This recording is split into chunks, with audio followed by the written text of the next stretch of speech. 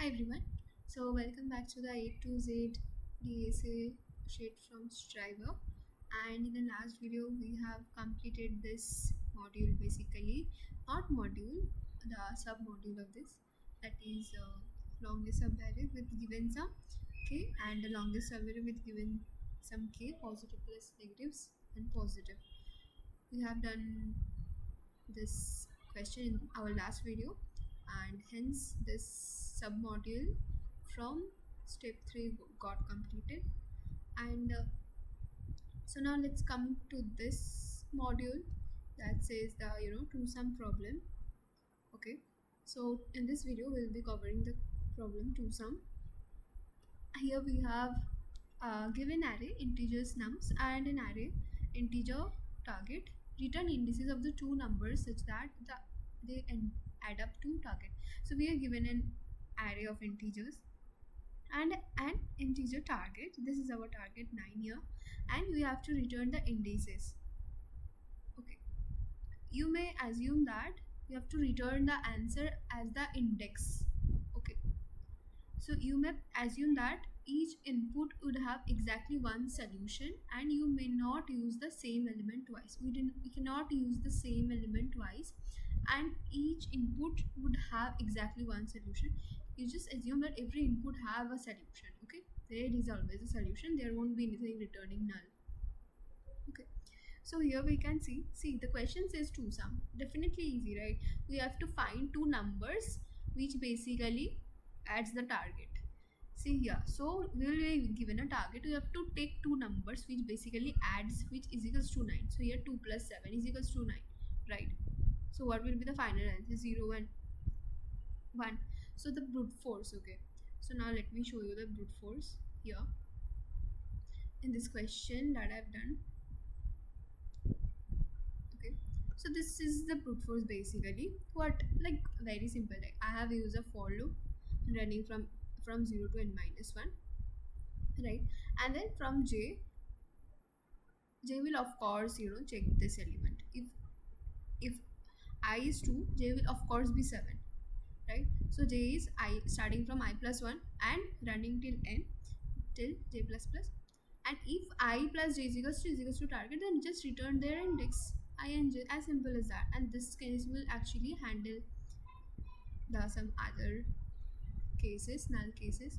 So this is the brute force. Okay, and the time complexity here is of course this is equals to O of n square, right? Because under one for loop we have another for loop, and the space complexity is of course big of n because it not use any vectors or any maps, anything here, right?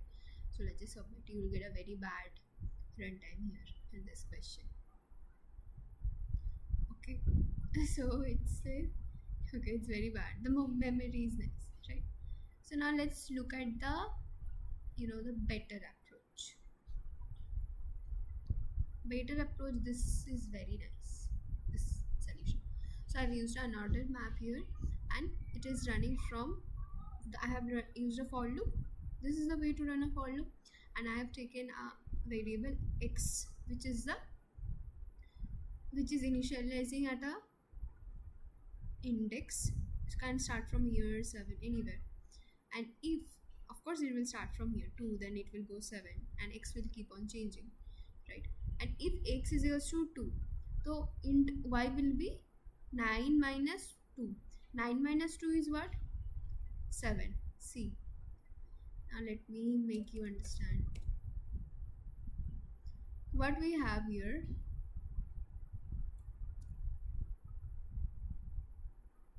What we have here is like, first is 2, x is equals to 2, right? And it's very simple maths. And sorry, yeah, it's very simple. And target, that is 9, right? Target is 9. See, you can see target is 9. So 9 minus 2 is equals to 7. So just check whether this 7 is present or not. Therefore y is equals to 7, right? So we will check in this unordered map whether OK dot count y is present or not. Okay, if y is there, then it will be 1. Okay, that's why just, if y is not present, then it will be 0. If y is present, just return OK. The index I have used this unordered map to um, store the index, okay, and the string. This will store the index and this will store the number, right? So return that index, okay, of y, and then similarly again for xi. Otherwise, you will get a runtime error or a TLE. So just this case is again to handle the other cases. So now let's move to the optimal solution, which is also very interesting. I hope you can understand right now that this type of summation problems are mostly done by two pointers, sorting and all, right? Sorry, this is not the okay. Let's discuss the time complexity. We did not discuss about the time complexity in our better solution, right? So let's discuss that. It's very simple.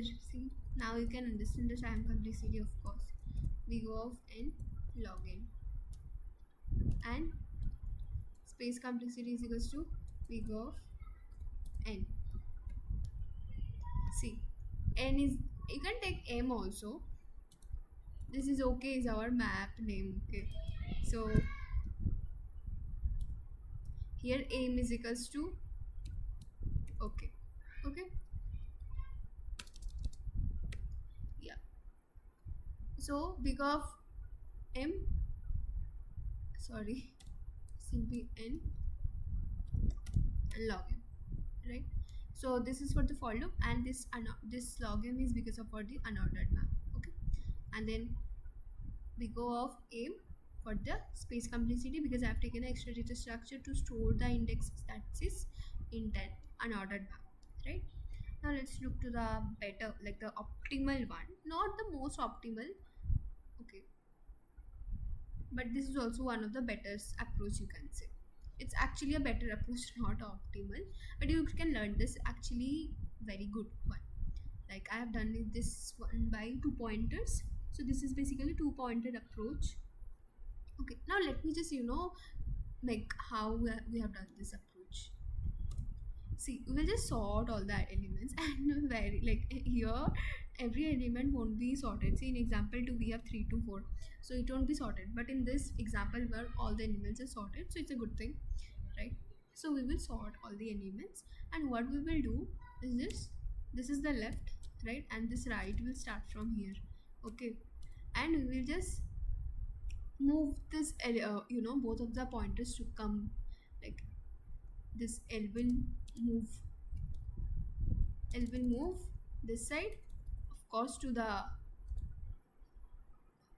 right side, and right will move to the left side, that is this side, okay, this side, right will move this side, okay. This is the way, okay. So now let's look.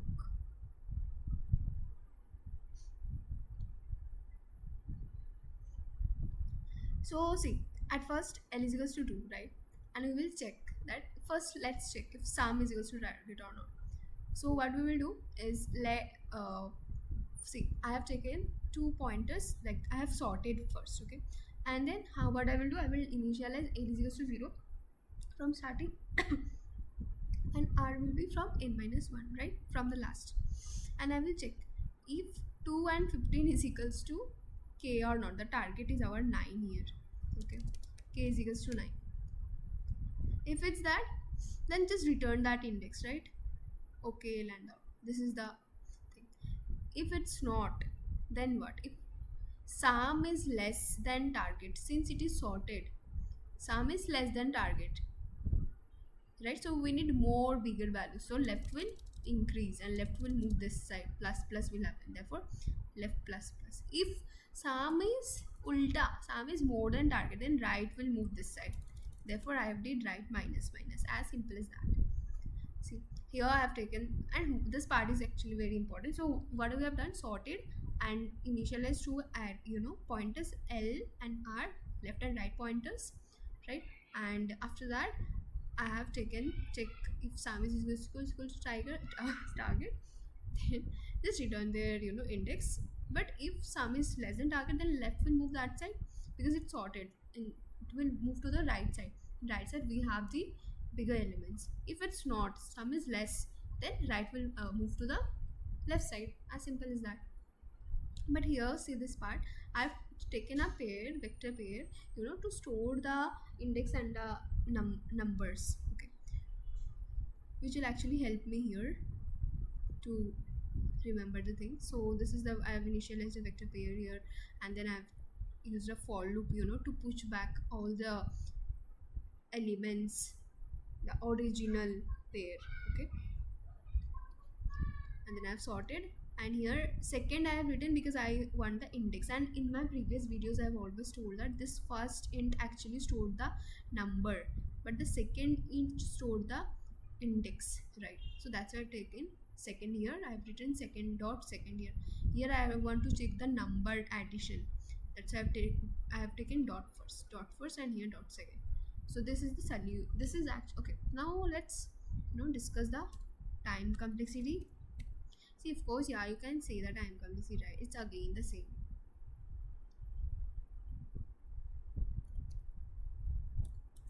We go of n log m, and the space complexity is also the same. See, you have used a vector, therefore log m, and one single loop, therefore n, and space complexity because we have taken a vector here. So this was the overall solution for this question to some problem. I hope you liked it, and if you did, enjoy and keep on solving as many problems you can. Bye. Thank you for watching.